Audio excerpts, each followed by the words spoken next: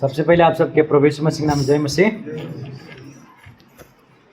हम परमेश्वर के प्रति धन्यवादित बाटी कि आज के इस समय मौका अपन अनुग्रह कृपा हमारे जीवन में रख लें और उन्हीं के अनुग्रह और कृपा के कारण ही आज आप सबके सामने हम खड़ा बाटी उपस्थित बाटी और कुछ बोले की योग्य के बाटी उन्हीं के कारण तावज हमारे देरी न करत वचन में जाके वचन में गए से पहले हम जैसे इफिसी के पुस्तक निरंतर प्रचार करत रहे तो इफिसी के पुस्तक से ही आज भी हम प्रचार करब। और वचन में गए से पहले आप सबसे एक प्रश्न हम पूछना चाहते हैं कि रहस्य शब्द के अर्थ जब जब आप रहस्य सुना जाला वो रहस्य सुन के आपके का महसूस होला, मतलब ओकर अर्थ का हो, रहस्य मतलब का हो कि मालूम बा कि रहस्य के अर्थ का हो। जब जब रहस्य शब्द सुना जाला तो रहस्य सुन के का समझ में आवल हमन के दिमाग में, हमन के विचार में अवश्य कुछ लुकल चीज, कुछ लुकाई चीज जेके नहीं तो हमरे बूझ पाए के नहीं तो केहू के व्याख्या कर पाई।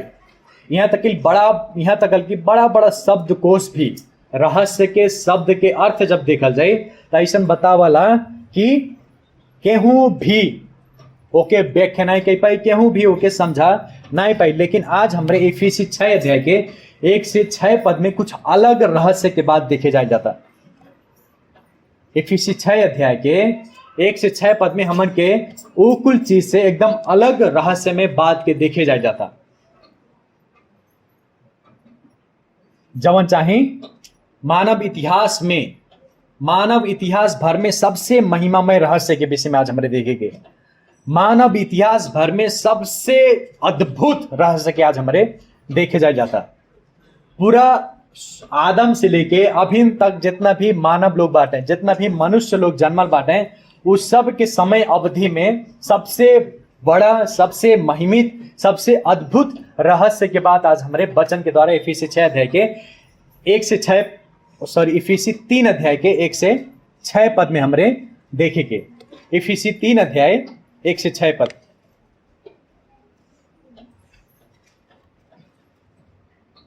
हमारे साथ में निकाला जाए इफिसी 3 अध्याय के 1 से 6 पद। हम पढ़ा थी, आप सब ध्यान से सुन जाए। हमारे पास में नेपाली भजन बा लेकिन हम अपने ही भाषा में पढ़ा। आप सब ध्यान से देखा जाए वचन के। हमें आशा बा कि आप सबके पास में बाइबल खुल गई बा और जेकरे पास में बाइबल नहीं बा अपने अपने अड़ोसी पड़ोसी से मांग सकल जाला, उधार ले सकल जाला बाइबल। इफिसी 3 अध्याय के पद 1 में लिखा था, पावल एकरे कारण दीदी और बहनी विश्वासी लोग एकरे कारण कौन के कारण पिछली बात बताते 2 अध्याय के बाद बतावत हैं। एकरे कारण हम पावल तोहन पचन अन्य जाति के पक्ष में ख्रिस्ट यीशु के कैदी 2 पद में लिखे हैं, तोहन पचन के लिए हमें जौन सौंपल बा परमेश्वर के अनुग्रह के जिम्मेवारी के विषय में तोहन पचन सुनले बाटा कह के हमें आशा बा। फिर 3 पद में लिखते हैं, जवन प्रकाश के द्वारा हमें जना गए रहस्य हो, जेकरे विषय में हम तोहन पचन के पहले ही छोटकरी में लिखले रहली कहते हैं पावल। पद 4 में जब तोहन पचन के कहते हैं यहूदी लोग के अन्य जाति लोग के, अन्य जाति इफिसी मंडली के विश्वासी अन्य जाति रहने कहते हैं, जब तोहन पचन ई पढ़बा ख्रिस्ट के रहस्य बारे हमार आंतरिक समझ का हो तोहन पचन बूझ पैबा। 5 पद में जवन रहस्य परमेश्वर के पवित्र प्रेरित और आगम वक्ता लोग का कहले पवित्र आत्मा द्वारा अभिन के समय में का कहले प्रकट कई दहले बाटे। वो और पुस्तक के मनन के जनाइल नहीं रहल, और पुस्तक के मनन के नहीं था रहल। ये रहस्य का हो। पद 6 में अर्थात सुसमाचार के द्वारा ही अन्य जाति लोग सह उत्तराधिकारी होले, एक के शरीर के अंग होले और प्रभु यीशु में रहल प्रतिज्ञा के साझेदार होले। आमीन। वचन पढ़ाए और सुनाए में आशीष मिले। ये वचन से खंड से पावल एक ही बात बतावत बाटे कि मानव इतिहास भर में सबसे महिमित रहस्य के विषय में यहाँ बात कर रहा बाटे। पद 3 में देखा जाते कहत हैं पावल जवन चाहे हमें प्रकाश के द्वारा जना गए, वो अपने ना जाने लेकिन प्रकाश के द्वारा प्रकट भइल बा, परमेश्वर उनके जनैले बाटे। और फिर पद 4 में जब देखा जाए ख्रिस्त के रहस्य बारे के विषय में पावल फिर 2 बार लिखले बाटे रहस्य रहस्य। अभी रहस्य शब्द के अर्थ का हो, यहाँ जब हमारे बाइबल में देखे के रहस्य शब्द के अर्थ ऐसा वाला जवन कुछ समय के लिए, निश्चित समय के लिए लुकायल रहल, स्पष्ट नहीं रहल, लेकिन उस सब बात के हमें पूरा भइल प्रभु यीशु मसीह में पूरा हो गई। यह अर्थ रहस्य शब्द देला। जब रोमी 16 अध्याय के 25 से 26 पद में देखेंगे तो यह बात पाउल बतैले बाटे कि प्रभु यीशु मसीह में सब कुछ पूरा हो गई। जवन भी बात अधूरा रहल, अधूरा नहीं लेकिन रहस्यमय रहल, समझे के लिए हमन के मुश्किल रहल, उद्धार मुक्ति के विषय में, अनंत जीवन के विषय में, हमन के स्वर्ग गैले के विषय में, प्रभु यीशु मसीह के अइले के विषय में सब कुछ रहस्य रहल, लेकिन प्रभु यीशु मसीह अइले के बाद में सब कुछ उनमें का भइल बा पूरा हो गइल। यह रहस्य के अर्थ हो। हम काहे महिमामय रहस्य कहली, काहे से कि यहाँ जब हमरे देखे के ई खंड में अन्य जाति लोग जवन वीराना रहले, परमेश्वर से अलग रहले, उद्धार और मुक्ति से बहुत दूर रहले, वो अन्य जाति लोग के भी क्या करते हैं प्रभु यीशु मसीह सुसमाचार के द्वारा अपने शरीर में मिला देते, अपने चर्च में, अपने मंडली में मिला देते। यही नाते हम कहा ही अब इससे ज्यादा अद्भुत महिमामय मानव जाति के लिए क्या हो सके, उद्धार और मुक्ति और प्रभु यीशु ख्रिस्त के शरीर में मिलाप हो जाता। ऐसे बढ़ के महिमामय क्या हो सकला हमन के जीवन में कि हमारे भी अन्य जाति हो जाला और हमारे भी प्रभु यीशु मसीह के शरीर में का भइल बाटी, मिलल बाटी, हमारे भी प्रभु यीशु मसीह के शरीर में मिल गई बाटी, हमारे भी प्रभु यीशु मसीह के मंडली हो जाला, प्रभु यीशु मसीह के दुल्ही हो जाला के रहस्य बात बतावत हैं। कितना अद्भुत बा ये महिमामय रहस्य। मानव इतिहास भर में सबसे महिमित रहस्य के विषय में आज हमरे देखे जाता। अगर रहस्य देखा जाए तो रहस्य के अर्थ यीशु मसीह ही होले, सुसमाचार ही हो। रहस्य के अर्थ जौन एक समय लुकायल रहल, जौन एक समय स्पष्ट नहीं रहल, लेकिन फिर भी पुराने लोग पुराने नियम में आदम से लेके जब हमारे हिब्रू के अध्याय, ये प्रश्न भी है हमन के जब प्रश्न उत्तर सेशन करत रहल के, अगर विश्वास के अर्थ समझे के बाद कौन हमारी पुस्तक में जाए कौन अध्याय में,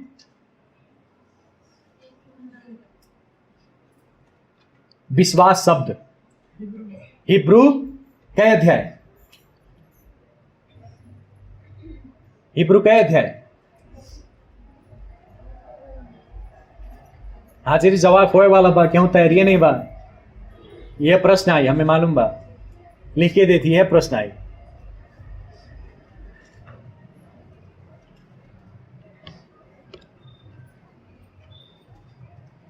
ना मिलल, इतना टाइम लगा था। हिब्रू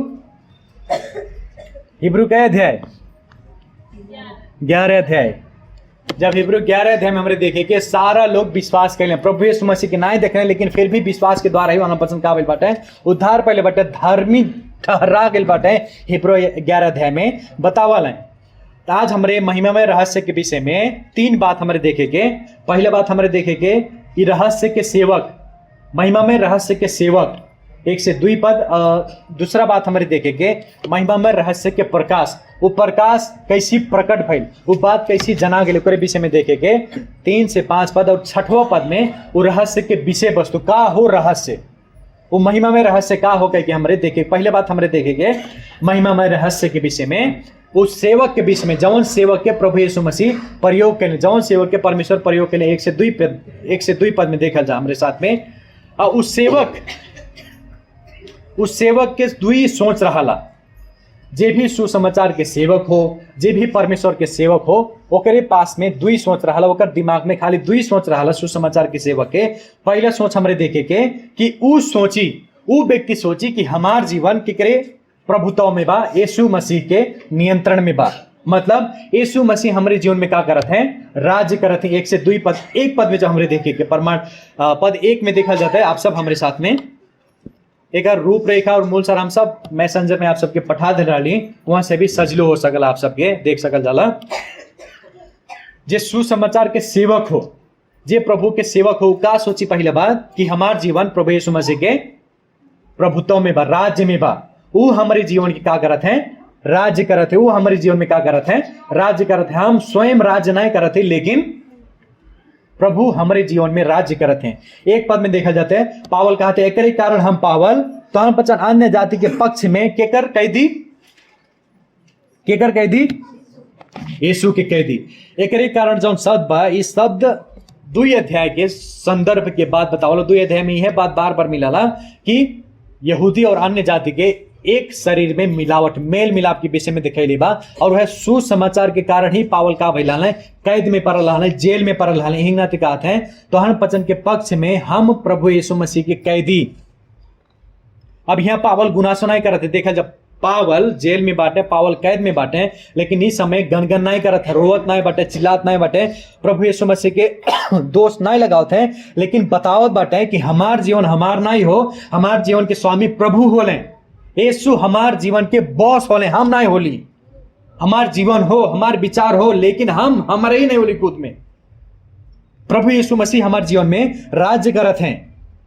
पावल अपने दिमाग में, अपने हृदय में एकदम क्लियर रहले कि हम कैद में पड़ल बाटी, रोमी सरकार के कारण नहीं, यहूदी लोग के कारण में नहीं, शैतान के कारण नहीं, लेकिन ये बात के एकदम स्पष्ट रूप से जानत है कि परमेश्वर सर्वभौम परमेश्वर बाटे हमारे जीवन में, और सब कुछ जौन होता हमारे जीवन में, सब कुछ जौन हो रहा बा, सब परमेश्वर के योजना के अनुसार होता।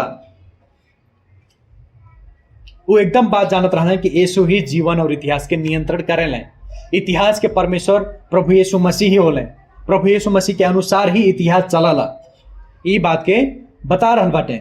अब खाली पावल प्रभु के लिए भर कैद में नहीं बाटे, लेकिन कहते हैं तोहन पचन के पक्ष में, दूसरे के लिए भी, अन्य जाति के पक्ष के लिए भी, अन्य जाति के फायदा के लिए वो क्या करत बाटे, कैद में पड़ल बाटे सुसमाचार के कारण। कि अन्य जाति के कैसे हम सुसमाचार सुना दी कि यहूदी लोग भरना ही होले परमेश्वर के, लेकिन अन्य जाति लोग भी प्रभु यीशु मसीह के शरीर में मेल मिलाप हो सकेले। ये बात के लिए पावल दौड़त रहले, सुसमाचार प्रचार करत रहले, यही नाते वो कैद में पड़ गए कहते हैं। और ऐसे ही सेवक परमेश्वर भी चाहेले, ऐसे ही सेवक परमेश्वर चाहेले जे आपन फायदा नहीं, जे आपन नाम नहीं, जे आपन आदर इज्जत नहीं खोजला। आज ज्यादा सेवक लोग आपन का खोजले, इज्जत आदर खोजले, लेकिन पावल कहते हैं हम तो दूसरे के फायदे के लिए, अन्य जातिन के फायदे के लिए, उन्हें पचन के बचाए के लिए हम सुसमाचार प्रचार कैली। यही नाते हम कैद में पड़ल बाटी। अगर केहू सेवक हो चाहता प्रभु के, अगर केहू सेवकाई में आयल चाहता प्रभु के, वो कष्ट भोगे के लिए तैयार रहे परी। अगर केहू चाहता हम प्रभु के सेवकाई करी तो कष्ट भोगे के लिए का हो परी, तैयार हो परी। यह बात पावल बता रहा बाटे। का आप सब तैयार बाटी दुख भोगे के लिए, प्रभु के लिए तैयार बाटी? वहां से फुर्सत मिली तब तो दुख भोगे के। ये बात कहा बाटे पावल। और जब दुख कष्ट परेशानी हो तो हमन की जीवन में, अरे दादा दादारी मैया हो मैं का हो गया हमारे जीवन में, हम तो संगति जा प्रति प्रार्थना करत बाटी, फिर भी हमारे जीवन में दुख होता। ये बात सोच के आप हैरान नहीं हो जाले। प्रभु पहले कह दिले बाटे अगर तू विश्वासी होला तो का करे परी, दुख उठाई ही परी, बात खत्म हो गई। ये कोनो अचम्म वाली बात नहीं हो। जब विश्वासी के जीवन में दुख होता, कष्ट होता, तो कोनो अचम्म की बात नहीं हो। प्रभु यीशु मसीह पहले ही कह दिला, अरे तू विश्वास कर तो दुख उठाई ही परी, हो गई, बात खत्म। ये बात आप अपने दिमाग में रख ले रहा। एक पास ऐसन बाटे कहले बाटे हम हमार जीवन यीशु के खाली चेक के रूप में साइन कई धले बाटी। खाली चेक जे जे बैंकिंग के कारोबार करत हुई आप सबके मालूम हुई, खाली चेक काहे देले कि चाहे जितना रकम हो सके हमें हम लिख सकी। वो पास्टर भी कहले बाटे हम अपन जीवन के खाली चेक के रूप में प्रभु यीशु मसीह के दे देले बाटे, ताकि प्रभु यीशु मसीह अपने तरीका से जब मन करे, जैसन मन करे वैसन हमारे जीवन के अपनी महिमा के लिए कार्य कर सके, उपयोग कर सके, प्रयोग कर सके। यही नाते प्रिय लोग, यदि आप सब प्रभु यीशु मसीह के होल जाला तब आप पक्का दुख उठावल जाए, आप पक्का दुख सहल जाए, दुख से आप, कष्ट से आप भाग नहीं पावल जाए।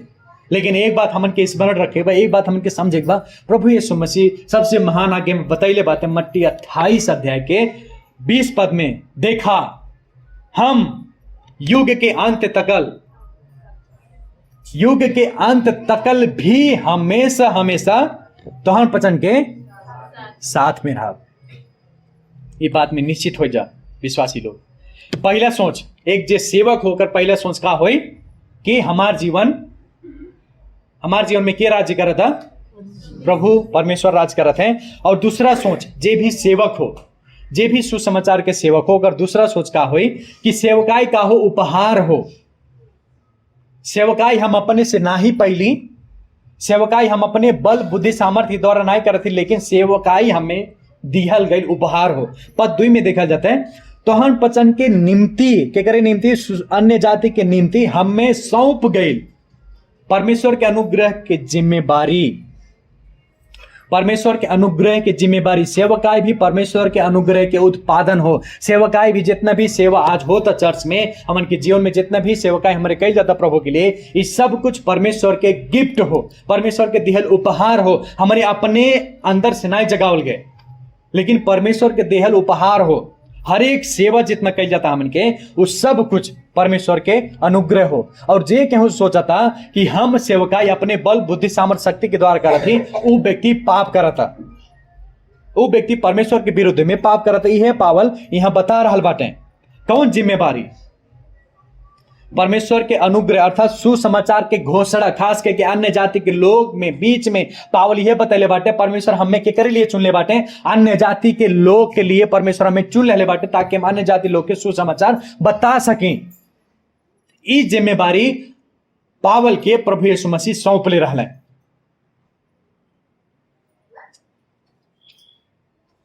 कलसी 1 अध्याय के 25 पद में भी यह बात बतैले बाटे, तो हम पचन के खातिर हमें दिहल गई ईश्वरीय कार्य अनुसार परमेश्वर के वचन संपूर्ण रूप से हम प्रचार करे कि हम धर्म सेवक भइल बाटी। परमेश्वर उनके सौंपले, परमेश्वर उनके बनैले, परमेश्वर उनके सेवकाई के गिफ्ट देने, तब जाके उस सेवकाई करे लग रहे। आज हमन के चर्च में ढेर सब लोग सेवक हो जाला, सब लोग सेवक हो जाला। एक जनी भी नहीं बाटे हैं जे कहीं पे हम सेवक नहीं होली। खाली प्रचार भर सेवकाई के बाइबल नहीं बतावला, लेकिन वचन बोलल भी सेवा हो, सुसमाचार प्रचार कैल भी सेवा हो। क्यों बाल संगति में चलाओ तो वह भी सेवकाई हो, क्यों खाना बनाओ तो वह भी का हो, सेवकाई हो। क्यों चर्च शुरू भइले से पहले आके झाड़ू पोछा लगा देला, कुर्सी के मिला देला, वो भी का हो, सेवकाई हो। टॉयलेट में पानी रह रहा, पानी जाके भर दे के हूं अगर, वो भी का हो, सेवकाई हो। टॉयलेट के साफ कर देता जाके, वो भी का हो, सेवकाई हो। बिरामीन के भेंट घाट करे के, इहो भी एक सेवकाई हो। सब कुछ यहाँ पुलपिट से भर सेवकाई नहीं होला, लेकिन पुलपिट के पीछे भी सेवकाई होला, जौन की परमेश्वर हमन के विभिन्न तरीका से दहले बाटे। हमारे यहाँ जितने लोग बाटी परमेश्वर अपन अनुग्रह हमन के कैले बाटे, और सबके अलग अलग सेवकाई के जिम्मेवारी दहले बाटे। प्रिय लोग का अपने आप के अंदर के मन के अपने मनुष्यत्व के झाकल के कि परमेश्वर हमें कौन सेवकाई दहले बाटे। पहला पत्रुस 4 अध्याय के 10 में भी यह पत्रुस बतैले बाटे, जे जैसन वरदान पहले बा, परमेश्वर के विभिन्न वरदान पहले, लेकिन भंडारे जैसन एक दूसरे के निम्ति का करा, प्रयोग करा।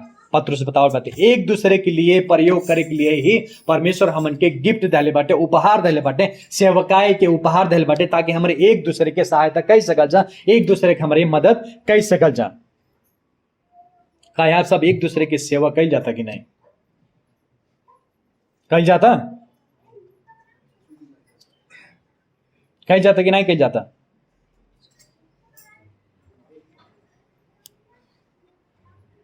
कही जाता था प्रभु के महिमा ले, नहीं कही जाता था आज वैसे का कही जा, शुरू कही जा। हमारी पहला बात देखल गए कि महिमामय रहस्य के सेवक, और ओकर दुई सोच हमन के देखल गए, और दूसरा में हमन के देखे कि महिमामय रहस्य के प्रकाश अभी प्रकट कैसी भइल। ई बात पावल के प्रकट कैसी भइल कि जनैला सुन के कि अन्य जाति के लोग के लिए भी सुसमाचार हो, अन्य जाति भी का होले, प्रभु यीशु मसीह के शरीर होले। ई बात के प्रकट कैलस। हमारे हमें 3 बात देखे के एकर अलौकिक उत्पत्ति बा कि खाली परमेश्वर ही ई भेद के खोल सकेला। जौन भी आत्मिक रहस्य बा, समझा जा सब लोग, जौन भी आत्मिक रहस्य बा वो हमन के अपने बुद्धि ज्ञान बल के द्वारा कब्बो नहीं भेद और रहस्य खोल पाएंगे। ये केवल परमेश्वर के इच्छा के द्वारा परमेश्वर ही आत्मिक रहस्य के बात के खोल पावल। पद 3 में देखा जा, जवन प्रकाश के द्वारा हमें जना गैल रहस्य हो।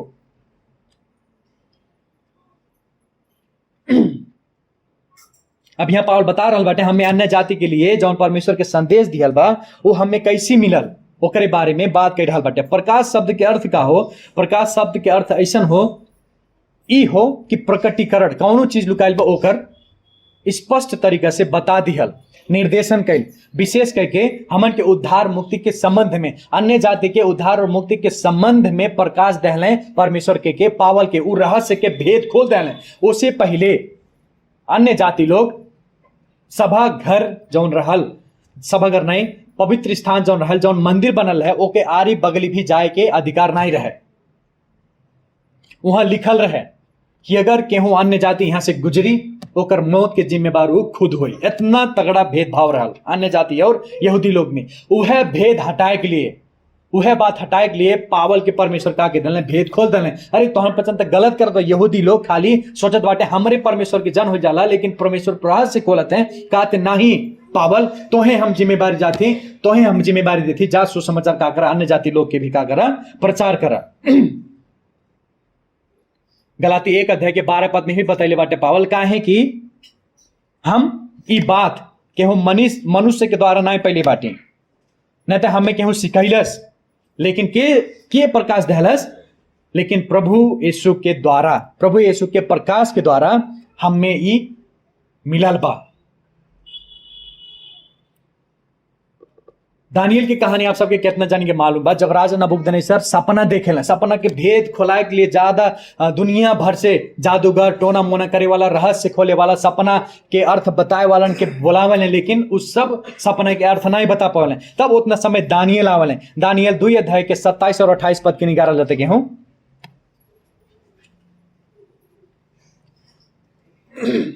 जब नबूकदनेस्सर राजा के सपना के अर्थ नहीं खुल पावले, तब अंतिम में दानियल आयल बाटे और दानियल एक बात कहले बाटे, ओके पढ़ल जाके हूं स्पष्ट रूप से। दानियल 2 अध्याय के 27 और 28 पद।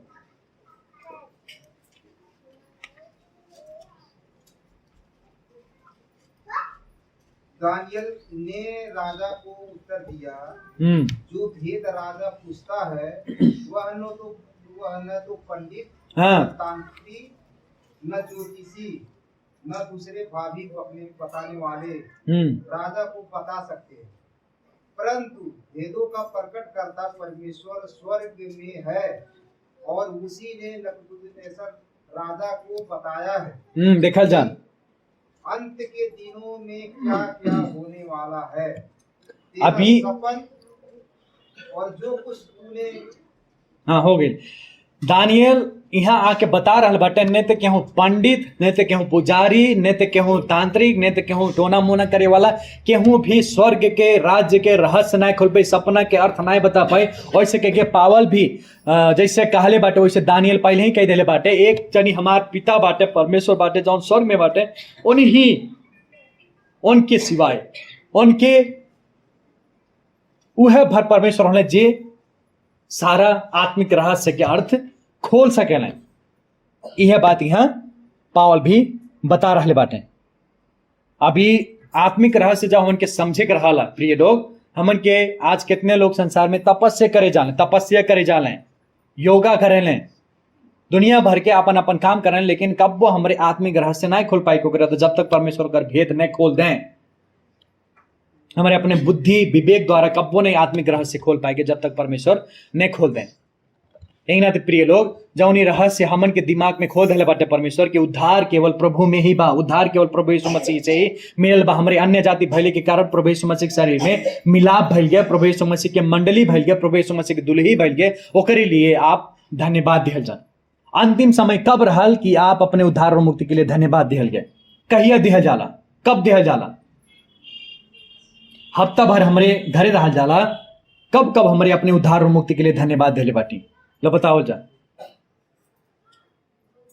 रोज बहुत बढ़िया बा, ऐसे के हमन के भी धन्यवाद दिहल जरूरी बा। अब दूसरा बात हमरे देखेंगे वो महिमामय रहस्य के विषय में कि सब लोग बूझ सकें, चाहे अनपढ़ हो चाहे गंवार हो। जौन रहस्यमय बात बा, का रहस्यमय बात हो कि उद्धार केवल प्रभु यीशु मसीह में बा। अन्य जातीय और यहूदी लोग एक शरीर होले, एक चर्च होले, एक मंडली होले। ई बात सब लोग बूझ समझ सकले। पद 4 में देखल जा, पद 4 में पावल लिखत बाटे, जब तोहन पचनी पढ़बा ख्रिस्ट के रहस्य के बारे में, हमारा आंतरिक समझ का बा, तो हम पचन बूझ सकबा।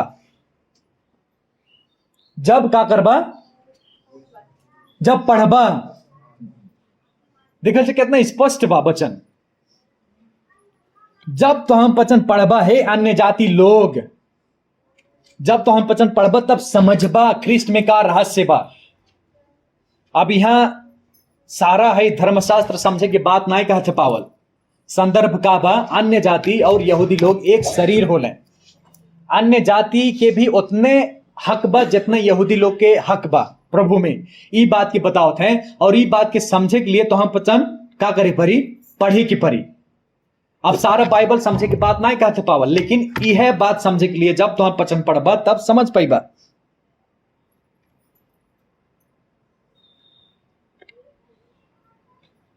और यहां जब हमने देखा जाला तो हमें विशेष कोनो प्रशिक्षण बाइबल कॉलेज भी नहीं जाए पड़ी ई बात समझे के लिए कि ख्रिस्ट में ही अन्य जाति और यहूदी लोग काफिल बाटे, एक भइल बाटे। ई बात समझे के लिए हमन के कोनो ट्रेनिंग भी नहीं ले पड़ी। यह बात बता रहल बाटे परमेश्वर पावल हमन से, अन्य जाति लोग से।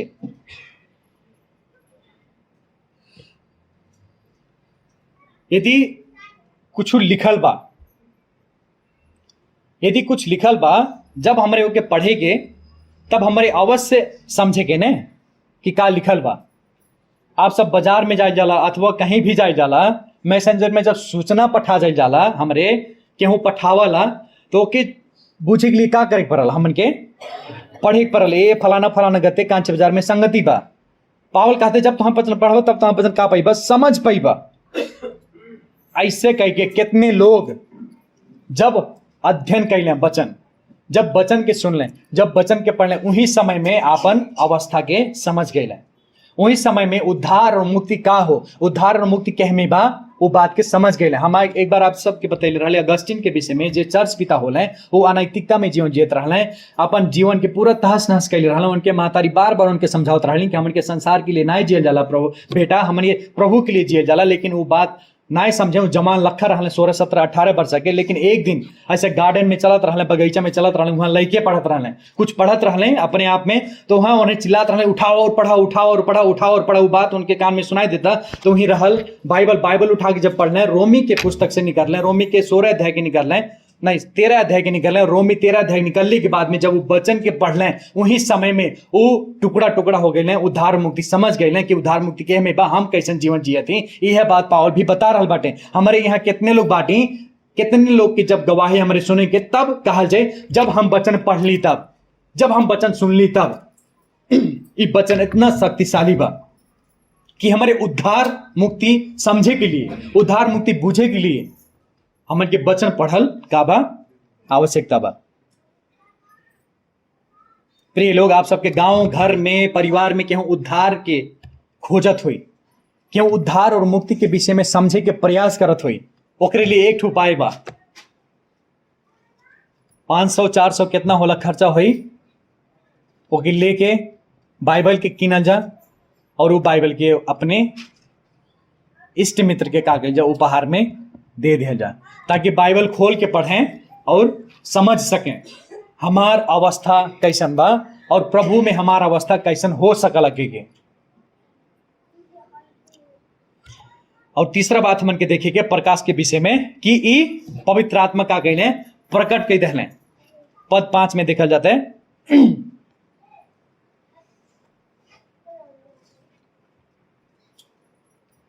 पद 5 में देखा जा, ई केवल ई रहस्य में बात, आत्मिक रहस्य में बात के प्रकट कई सकला, खाली के हमन के मन में वो विचार डाल सकला आत्मिक रहस्य के विषय में। कौन ऐसा व्यक्तित्व बाटे जौन के हमन के हृदय के टुकड़ा टुकड़ा बना सकले, जौन हमन के हृदय के छेड़ सकले, जौन हमन के विचार जौन अंधकार में रहल ओके उज्जवल पार सकले। कौन व्यक्तित्व होले?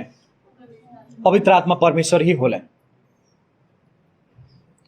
बहुत सारा बात जवन की प्रभु के विषय में रहल, जैसे कि चर्च के विषय में, कि चर्च रहस्यमय रहल। प्रेरित के समय से पहले ये बात रहस्यमय रहल, जवन की पवित्र आत्मा परमेश्वर पवित्र आत्मा के द्वारा का भेल चेला लोगन के प्रकट हो गई। वह पवित्र आत्मा जवन प्रभु यीशु मसीह का के रहले, प्रतिज्ञा के रहले, जब उनके जाए के समय आ जाला, जब स्वर्गरोहण होए के समय आ जाला, प्रभु यीशु मसीह पहले ही अपने चेलन से प्रतिज्ञा कैले बाटे। यूहन्ना 16 अध्याय के 13 पद में का कहले बाटे, अर्थात सत्य के आत्मा आई ही, सत्य के आत्मा ही तब उन तोहन पचन सब सत्यता में का करही आगे बढ़ई ही। जौन भी सत्यता रहस्य में रहल प्रिय लोग, इस सारा रहस्यमय सत्यता के आत्मिक सत्यता के विषय में पवित्र आत्मा परमेश्वर चेला लोगन में का कहले प्रकट कई दिले। जवन बात जवन रहस्य उत्पत्ति 12 अध्याय के 1 से 2 पद में रहल कि आशीष के प्रतिज्ञा जवन परमेश्वर यहूदी लोग के साथ में कैले, अब्राहम के साथ में कैले रहले, ये बात सबके लिए रहस्य रहल।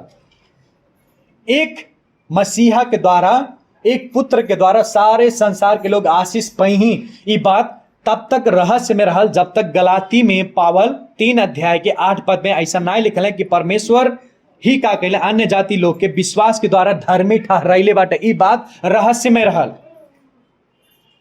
ये बात समझल हमन के दिमाग के बाहर रहल।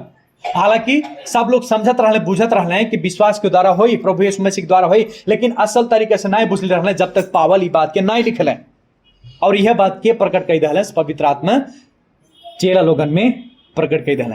और एक बात हमन बहुत बुझल आवश्यकता प्रिय लोग, कि हमन के पुराना नियम के रहस्य में बात समझे के लिए नया नियम के जवन भविष्यवाणी पूरा भइल ओकर भी ज्ञान भइल आवश्यकता बा, ओके भी बुझल हमन के आवश्यकता बा। जवन जवन भी पुराना नियम में भविष्यवाणी भइल है वो कहाँ पूरा भइल आके नया नियम में। यही नाते अगर हमरे पुराना नियम भर पढ़ल जाता, पुराना नियम के भर ज्ञान बा, तो हमन के लिए अभिन भी सब कुछ बात का रही रहस्यमय रही। हमरे अभिन भी वो बात के नहीं बुझे जब तक हमरे नया नियम के नहीं बुझे के। एक कन्या कुमारी गर्भवती हुई ही कहाँ बा पहले शुरू में, ये सही में बा, लेकिन वो आके पूरा भइल सुसमाचार के पुस्तक में। अगर हमारे केवल ये सही के पुस्तक देखा जाता तो हमन के लिए अभिन भी बात का रही रहस्य रही, अरे दादा कहिए यहाँ गोरल जाए। लेकिन जब हमारे नए नियम के देखे के तो ये सब बात पवित्र आत्मा परमेश्वर का कहली बातें प्रकट के दहले बातें।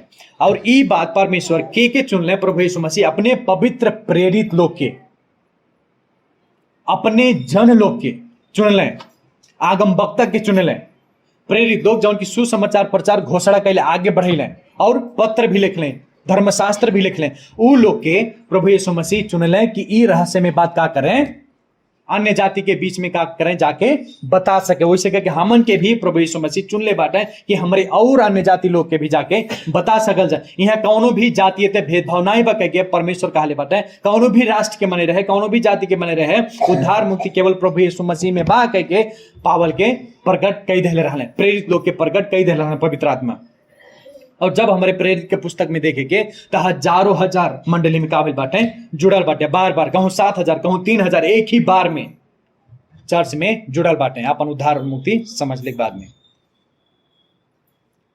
प्रिय लोग, यदि पवित्र आत्मा हमन के भी वो रहस्यमय बात के प्रकट कई दहले तो का आप सब पवित्र आत्मा परमेश्वर के प्रशंसा कई जाला।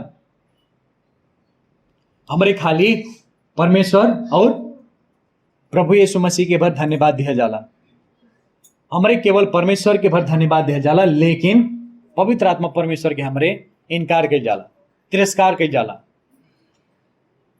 त्रिएक परमेश्वर के धन्यवाद दिया जा प्रिय लोग, कैसे कि सारा रहस्य में बात, आत्मिक रहस्य के बात जौन रहे पवित्र आत्मा परमेश्वर का गई हमन के हृदय में खोल दहले। दुई बात हमरे देखल गए। पहले देखल गया कि वो महिमामय रहस्य के सेवक, और दूसरा बात हमारे देखल गए महिमामय रहस्य के प्रकाश कैसी प्रकट भइल ओकरे विषय में देखल गए। अब तीसरा बात, अंतिम बात हमारे देखे के कि वो महिमामय रहस्य का हो, ओकर विषय वस्तु का हो रहस्य। तब 6 पद में आके पावल बतैले बाटे। यहाँ 3 ठो बात बतैले बाटे। पावल 3 विषय वस्तु दहले बाटे 6 पद में जब हमरे देखे, पहले बात हमरे देखे के कि अन्य जाति लोग भी का घटे यहूदी के साथ में संग बराबर के हक वाला भइल बाटे।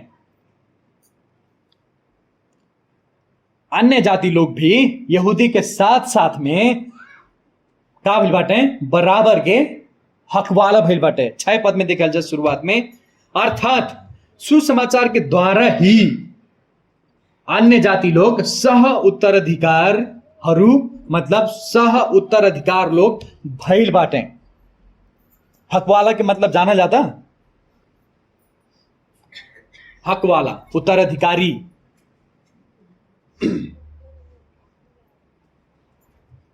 मालूम हो आप सबके हक वाला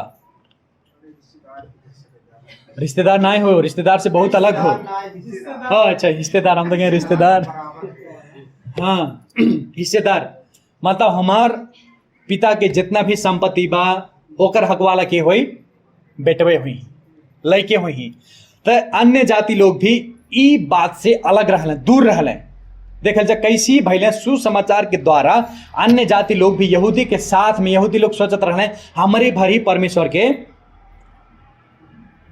हक वाला हो जाला, हमरे भर ही यहूदी लोग सोचत रहले हमरे भर ही परमेश्वर के संपत्ति के हक वाला हो जाला, उत्तराधिकारी हो जाला। लेकिन पावल की ई बात के प्रकट भइल कि जा बतावा अन्य जाति लोग, जाति जाति के लोग जितने लोग बाटे वो सब सुसमाचार के द्वारा परमेश्वर के हक वाला बन सकेले।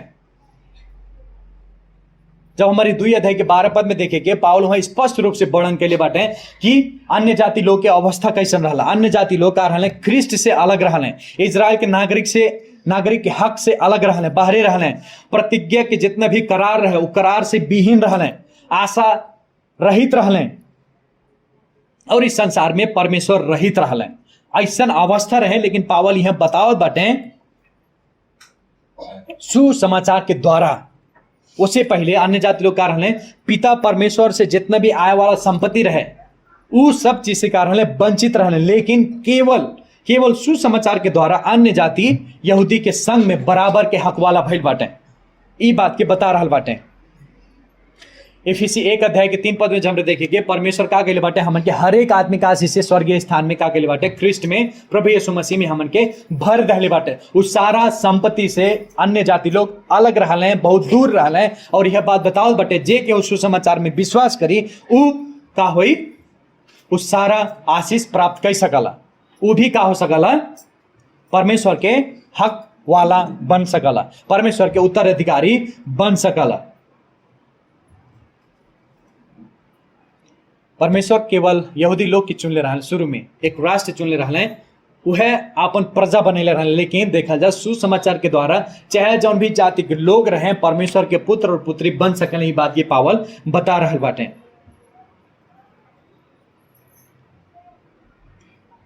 ये पहला विषय वस्तु रहल। और दूसरा विषय वस्तु हमारे देखेंगे कि समान पहचान, बराबर के पहचान। अन्य जाति लोग भी यहूदी के जैसन का पहले बाटे पहचान पहले बाटे। हमारे अन्य जाति लोग यहूदीन के जैसन बराबर के पहचान पहले बाटे। 6 पद में देखा जाता है,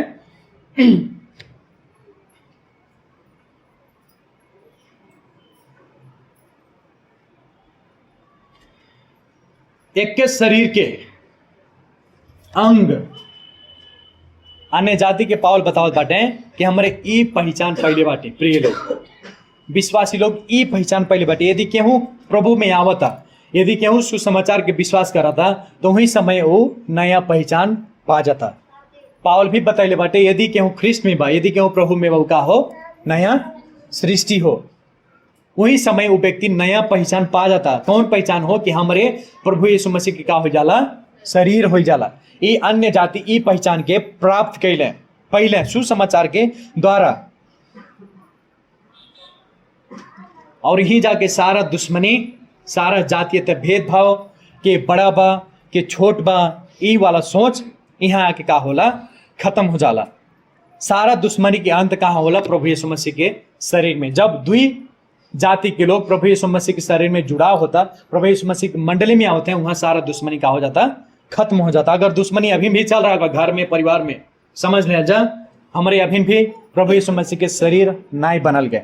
प्रभु यीशु मसीह के शरीर के अंग हमारे अभिन भी ना हो जाला। अगर घर परिवार में केहू के घर परिवार में अभिन भी झगड़ा कलेश हल्ला हो हल्ला दुई जने में ना मिला तब बात तो समझ लिया जा हमारे अभिन भी प्रभु यीशु मसीह के शरीर कहलाए के अधिकार नहीं पहले बाटी।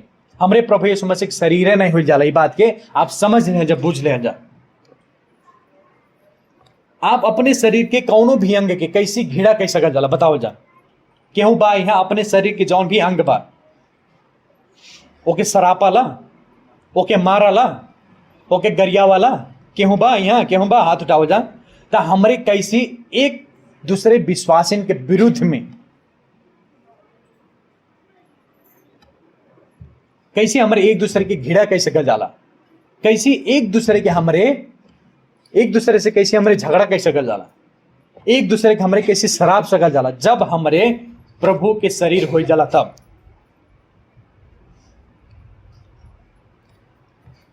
अन्य जाति लोग भी प्रभु यीशु मसीह के साथ में मारल गए क्रूस पे। अन्य जाति लोग भी प्रभु यीशु मसीह के साथ में जीवित भइल। अन्य जाति लोग भी प्रभु यीशु मसीह के साथ में सिंहासन पे बैठा गए। पहले ही एफिसी 2 अध्याय में बता दे बाटे उनके मृत्यु और पुनरुत्थान में साथ साथ रहले। काहे से कि उ सब भी अन्य जाति लोग भी सुसमाचार के द्वारा प्रभु के शरीर के अंग भइल बाटे। यह हो नया पहचान, एकदम नया पहचान। और परमेश्वर के मन में भी यह एक तरीका रहे, परमेश्वर के विचार में भी यह एक तरीका रहे। अगर यहूदी और अन्य जाति लोग के बीच में के भेदभाव दुश्मनी खत्म करे पड़ी तो क्या करे पड़ी, इस सबके एक शरीर में जोड़े पड़ी। एफिसी 2 अध्याय के 14 पद में लिखले बाटे पाउल बतावल है कि वहां प्रभु यीशु मसीह हमन के दोनों के एक बनैले बाटे और विभाजन लाए वाला शत्रुता के परखाल का कहले बाटे, देवाल का कहले बाटे, भटका धले बाटे, भस्का धले बाटे। प्रभु यीशु मसीह के शरीर में सारा शत्रुता का होता खत्म होता। प्रभु यीशु मसीह के शरीर में, प्रभु यीशु मसीह के क्रूस पे बड़ा बड़ा दुश्मनी का हो जाए, खत्म हो जाए जब वो व्यक्ति सुसमाचार के विश्वास करी। समझ लिया जी, ये बात एकदम स्पष्ट बा। हालांकि नेपाल सरकार हमन के कानूनी रूप से हो सकला दुई जाति के लोग के एक परिवार नहीं बना सकी, बना पाई नहीं बना पाई। दुई राष्ट्र के व्यक्ति के एक के राष्ट्र के व्यक्ति नहीं बना पाई। लेकिन सुसमाचार में ऐसा शक्ति बा, सुसमाचार में परमेश्वर ऐसा अद्भुत अधिकार दे दे बाटे कि जाति भलभे से अलग हो, राष्ट्र भलभे से अलग हो। जैसे हमन के कहूँ नहीं भेंट भइल बा, जैसे हमरे कबू देखले नहीं बाटी, जेकरे साथ में हमन के खून के रिश्ता नहीं बा, जेके हमें कबू पहचानले नहीं बाटी, वो भी एक परिवार सदस्य बन जाता। और ही बात पे विश्वास इनके बोले चाहिए, जेके के हमरे देखले ही नहीं बाटी, वो भी विश्वासी हमन के साथ में प्रभु यीशु मसीह के शरीर में का होता मिलाप हो जाता। कितने लोग की लागला कि कुछ विश्वासी लोग, हम सब विश्वासी लोग तो नहीं कह पाए, अगर सब लोग कहा तो हम झूठ बोला थे यहाँ से। कुछ विश्वासी लोग क्यों मुंह से हम सुन ले बाटी, कुछ विश्वासी लोग हमारे घर में चल आवे तो उनके हमें छोड़े ही नहीं मन कराला। वो हमारे फुआ से फुफ्फा से हमारे नातेदार रिश्तेदार से भी एकदम बहुमूल्य बाटे। हम क्यों मुंह से ऐसे सुन ले बाटी। यह हो प्रिय लोग सुसमाचार के शक्ति। सुसमाचार हमन के ऐसा तरीका से जोड़ देला कि जौन हमन के नातेदार रिश्तेदार खून के रिश्ता जौन बजे से बा ओ से भी बढ़ के परिवार हमन के प्रभु यीशु मसीह दे दहले बाटे। यह सुसमाचार की शक्ति हो। यह बात बताए के लिए अन्य जातिन के लिए पावल प्रभु यीशु मसीह के लिए का बाटे कैद में चल गए। वह व्यक्तिन के लिए, अन्य जाति लोगन के लिए, अपन परिवार बनाए के लिए, अपन भाई बहन बनाए के लिए पावल कहते हैं अब हमें मरे पर तब पर भी पीछे नहीं हटाव, लेकिन सुसमाचार हम बताइबे करब। ई सत्यता हम अन्य जाति लोग के सुनाइबे करब।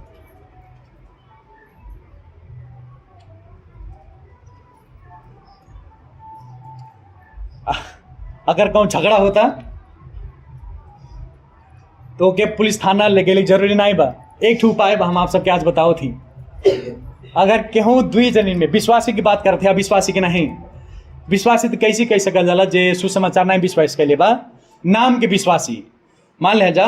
अगर नाम के विश्वासी भइले तब पर भी, अगर सचमुच में विश्वासी भइले तब पर भी, अगर दुई जनीन में मन मुटाव बा, अगर दुई जनीन में झगड़ा हो रहा बा तब पुलिस थाना ना जाए पड़ी, हाथ भी ना उठाए पड़ी, गाली गलौज भी नहीं करे पड़ी। ओकर लिए एक ही तरीका बा, ले जाके कागज जा यह सुसमाचार बता दे जा।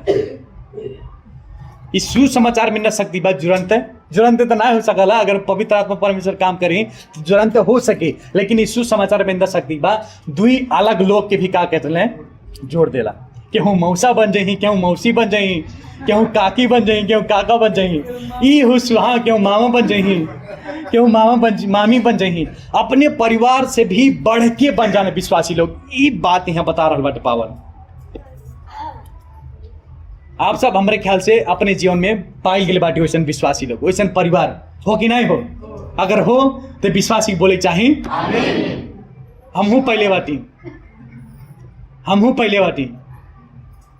नाम नहीं बताए लेकिन पहले बाटी आप ही सब हो जाला हमारे परिवार, हो कि नहीं हो? ख्रिस्ट में आप ही सब हमारे परिवार हो जाला।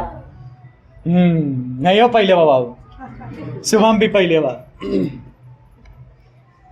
और अंतिम बात हमरे देखे के निश्चयता के विषय में, रहस्य के विषय वस्तुकार है कि अन्य जाति लोग यहूदी के साथ साथ में बराबर के हक वाला भइल बाटे। और दूसरा बात हमरे देखल गए, अन्य जाति के जौन पहचान बा उहे पहचान अन्य यहूदी के जौन पहचान बा उहे पहचान अन्य जाति लोग भी पहले बाटे।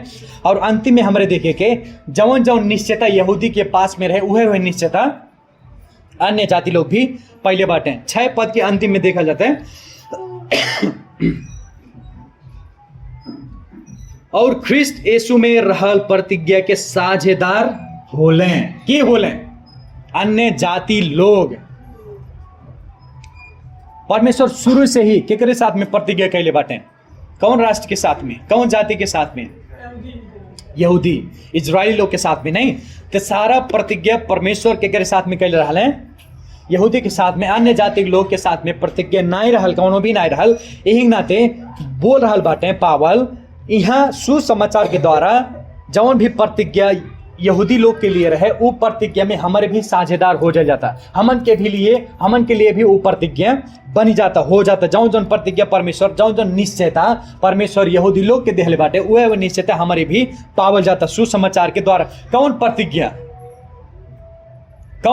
की बात करत हैं परमेश्वर? धार्मिकता की प्रतिज्ञा। धार्मिक कैसी बना जाला? हमरे केवल विश्वास के द्वारा वो प्रतिज्ञा की बात करत हैं पावत। अनंत जीवन के प्रतिज्ञा जे केहू यीशु मसीह में विश्वास करी का करी का पावता? अनंत जीवन पावता। ई केवल यहूदी लोग भी जानत रहने। और कौन प्रतिज्ञा? परमेश्वर के संतान भइले के प्रतिज्ञा कि जे केहू विश्वास करता प्रभु के परमेश्वर के संतान भइले के अधिकार पाओ। तो ऊ प्रतिज्ञा के बात करत हैं पावल। और जितना भी आशीष केवल प्रभु यीशु मसीह के द्वारा मिलला, उद्धार, मुक्ति, पाप क्षमा, स्वर्ग में जाए के, स्वर्ग के सिंहासन में बैठे के, परमेश्वर के साथ में राज्य करे के 1000 वर्ष इस संसार में यही प्रभु यीशु मसीह वह शरीर में यही परमेश्वर प्रभु यीशु मसीह फिर से वापिस यही ऊ प्रतिज्ञा उनके साथ में हमेशा हमेशा रहे के, उनके देखे के प्रतिज्ञा, सब कुछ प्रतिज्ञा परमेश्वर यहूदी लोग के साथ में कैले रहले। और यह बात बताओ था जे केहू सुसमाचार प्रचार करता अब खाली यहूदी लोग भर नहीं, लेकिन सब लोग, चाहे हरिजन रहे, चाहे चमार रहे, चाहे पासी रहे, चाहे जौन मनतौन रहे, सब लोग निश्चय हो जाही, अपने जीवन के निश्चयता पा सकी। प्रिय लोग, यदि केहू प्रभु में नाई बा, यदि केहू प्रभु में नाई बा तो समझ लिया जा वो प्रभु से अलग होके कुछ भी नाई कह सकी और ओकर अस्तित्व कुछ भी नाई बा। प्रभु यीशु मसीह कहले बाटे यूहन्ना 15 अध्याय में कि हमसे अलग होई बा। प्रभु यीशु मसीह अपने आप के का कहले बाटे?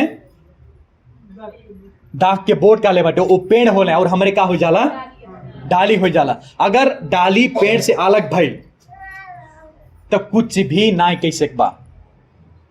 डाली के अलग कही जा, उ अलग करते ही ना सुखाला। लेकिन हमन के लागी जब हमारे प्रभु से अलग होए के हमन के लागी एक जीवन तो वैसे बा, जीवन तो वैसे बा जैसे 400 में जात रही वैसे चलता, अभी भी वैसे चलता। लेकिन आस्ते आस्ते वो पेड़ जब अलग होला का होला? सुखाला। आस्ते आस्ते सुखा जला, आस्ते आस्ते सुखा जल। वैसे भी हमन के जीवन भी हो। अगर प्रभु से अलग हो जाता, अगर संगति से अलग जाया जाता, अगर प्रभु के छोड़ के दूसरे के सेवा किया जाता, अगर प्रभु के प्राथमिकता नहीं दिया जाता, तब समझ जा आप आस्ते आस्ते आस्ते आस्ते भीतर से आत्मिक रूप से सुखाई जाता। और अंत दिन में अगर आपके उद्धार मुक्ति सचमुच में नहीं मिल बा, हमेशा हमेशा के लिए नरक में फेंकाए पड़ी। जैसे उस सूखल पेड़ के जरामल है आगे के लिए, वैसे भी वो आत्मा हमेशा हमेशा के लिए नरक में फेंका जाए। ई बात के पावल यहाँ समझा रहल बाटे, बुझा रहल बाटे। हालांकि हमारे अंबानी के जैसन धनी नाई बाटी, हमरे इलन मस्क जैसन धनी नाई बाटी, संपत्ति हमन के पास नाई बा, लेकिन मालूम बा पावल यहाँ सबके निश्चित करावत है, निश्चयता देत है कि तोहन पचन अंबानी से भी धनी बाटा आत्मिक रूप से। इतना धनी हमन के बनैले बाटे परमेश्वर आत्मिक रूप से कि हमारे यहाँ के धन संपत्ति से भी तुलना ना कह सके। हमन के ऐसा संपत्ति दहले बाटे परमेश्वर जहां कौनो भी कीड़ा ना लगी, जहां कौनो भी ढूसी ना लगी, जौन संपत्ति के चोर चुरा के ना ले जाए, ऐसा खाल के संपत्ति हमन के दहले बाटे परमेश्वर, जिक्र कबो हमन की चिंता भी ना करे पड़ी। का आप सब वो आशीष के लिए, वो संपत्ति के लिए, वो निश्चयता के लिए परमेश्वर के धन्यवाद दिया जाता। प्रिय लोग, यह यदि केहू निश्चय ना भइल बा अभी तकल, यदि आपके जीवन आपके मृत्यु के बाद का हुई का ना हुई, हमारे पास में का बा, यदि निश्चय ना बाटे हमरे, तो आज ही के दिन में का करे पड़ी, सुसमाचार की विश्वास कही जा, ताकि आप सब भी निश्चय हो सकल जा। यदि प्रिय लोग सचमुच में परमेश्वर हमन के प्रभु यीशु मसीह के शरीर में जोड़ दहले बाटे और चर्च में जोड़ दहले बाटे, यदि मंडली में हमन के एक बना दहले बाटे, तो आप सबसे प्रश्न बा कि आप सब एक दूसरे के सम्मान कइल जाता, का सचमुच में आप एक दूसरे के सेवा कइल जाता कि नहीं। मंडली कहल के हमरे जैसन व्यक्तिन के समूह नहीं हो, हमार सोच भइल व्यक्तिन के समूह नहीं हो, हमार जैसन सोच बा वैसे फलाना के भी सोच हो चाहे, ई वाला समूह नहीं हो, अपन जातिन के भर समूह नहीं हो। मंडली बगीचा में जब हमरे जाए जाला सुंदर कब दिखाई देला, जब वहां विभिन्न किस्म के फूल रहाला, जब वहां किस्म किस्म के फूल रहाला, कौनो छोट रही कौनो बड़ा रही, कौनो उज्जर रही कौनो लाल रही कौनो पियर रही, तब जाके कितना सुंदर दिखाई देता ये बगीचा कई के लागी। वैसे कि चर्च भी वही प्रकार के स्थान हो कि चर्च में परमेश्वर विभिन्न जातिन के का कैले बाटे जोड़ले बाटे, अलग अलग किस्म के व्यक्तित्व के, अलग अलग किस्म के जातिन के, अलग अलग जाति के, अलग अलग परंपरा के, अलग अलग संस्कृति के मनन के का कैले बाटे चर्च में परमेश्वर जोड़ दहले बाटे। हिंग नाते प्रिय लोग, आपन पन पक्ष करे वाला, भेदभाव करे वाला मानव वृत्ति के कागे जा आज ही त्यागल जा और चर्च में एकता में जिया जा, अपने घर में अपने परिवार में एकता में जिया जा और ये बात के दिखावल जा अपने जीवन से कि हम प्रभु के का होली शरीर होली, हम प्रभु के शरीर के अंग होली। ये बात के अपने जीवन से, बोली से, अपने परिवार से दिखावल जा और ख्रिस्ट यही तरीके से ख्रिस्ट के शरीर के का हुई सम्मान मिली, आदर मिली। आज हमरे प्रार्थना करेंगे। प्रभु धन्यवाद देती महान सर्वशक्तिमान जीवित परमेश्वर, आपके महिमा देती प्रभु, जौन ई महिमामय रहस्य के प्रकट कर दिहल गया। ये महिमामय रहस्य आपके सुसमाचार हो और इस सुसमाचार के द्वारा अन्य जाति लोग जौन की प्रभु जी के सब लोग तुच्छ जानत रहना है।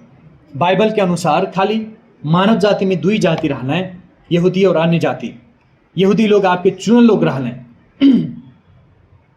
और यहूदी लोग हमन के आपन नाय बनैले, आपन नाय ठानत रहने, लेकिन ये बात आप अपने प्रेरित के द्वारा, अपने आगम वक्तन के द्वारा एक प्रकट कर दिया गए, ताकि सुसमाचार के द्वारा सब लोग, संसार के जितना भी जाति बाटे, सारा जाति के लोग प्रभु यीशु मसीह के शरीर में मिल सके, विश्वव्यापी चर्च मंडली बन सके। गए ये बात आज हम उनके दिखा दल के बता दल के। प्रभु पवित्र आत्मा परमेश्वर, त्रिएक परमेश्वर, आपके हम धन्यवाद देते परमेश्वर, आपके धन्यवाद देते कि आप हमन के संसार के उत्पत्ति से पहले चुनल गए। प्रभु यीशु मसीह, आप हमन के धन्यवाद देते कि आप हमन के पाप के लिए मारल गए, गाड़ल गए, फिर तीसरे दिन में जीवित भइल गए। और पवित्र आत्मा परमेश्वर, हम आपके धन्यवाद देते कि उद्धार और मुक्ति में लावल गए, उद्धार और मुक्ति में चलावल जाता और अवश्य वो अंतिम दिन तक हमन के उद्धार मुक्ति पूरा कर जाए। एक लिए हम आपके धन्यवाद देते प्रभु।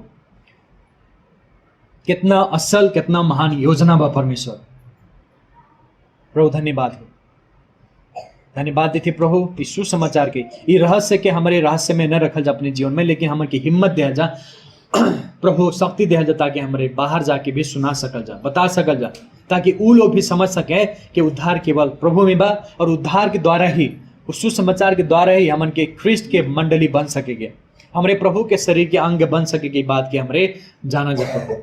धन्यवाद हो। सारा विनती प्रार्थना आपके आत्मा का उद्धार करता मुक्तिदाता प्रभु यीशु मसीह के नाम से मांगते हैं, आमीन।